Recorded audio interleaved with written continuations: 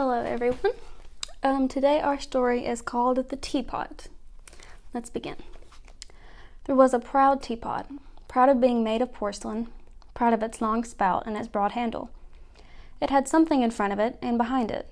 The spout was in the front and the handle behind, and that was what it talked about. But it didn't mention its lid, for it was cracked and it was riveted and full of defects, and we don't talk about our defects.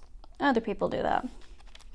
The cup, the cream pitcher, the sugar bowl, in fact, the whole tea service, thought much more about the defects in the lid and talked more about it than about the sound, the handle, and the distinguished pout. The teapot knew this. I know them, it told itself, and I also know my imperfections, and I realize that in that very knowledge is my humility and my modesty. We all have many defects, but then we also have virtues. The cups have a handle, the sugar bowl has a lid, but I, of course, have both. And one thing more, one thing that they can never have. I have a spout, and that makes me the queen of the tea table. The sugar bowl and the cream pitcher are permitted to be the serving maids of delicacies, but I'm the one who gives forth the advisor. I spread blessings abroad among thirsty mankind. Inside of me, the Chinese leaves give flavor to boiling, tasteless water. This was the way the teapot talked in its fresh young life. It stood on the table that was prepared for tea, and it was lifted up by the most delicate hand. But that most delicate hand was also very awkward. The teapot was dropped, the spout broke off, and the handle broke off. The lid was not worth talking about. Enough had been said about that. The teapot lay in a faint on the floor, with the boiling water ran out of it. It was a great shock it got.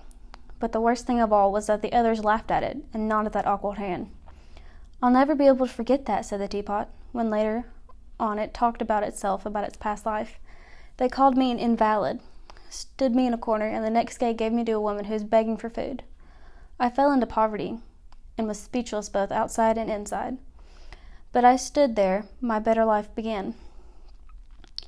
One is one thing, and then it becomes another. They put earth in me, and for a teapot that's the same as being buried.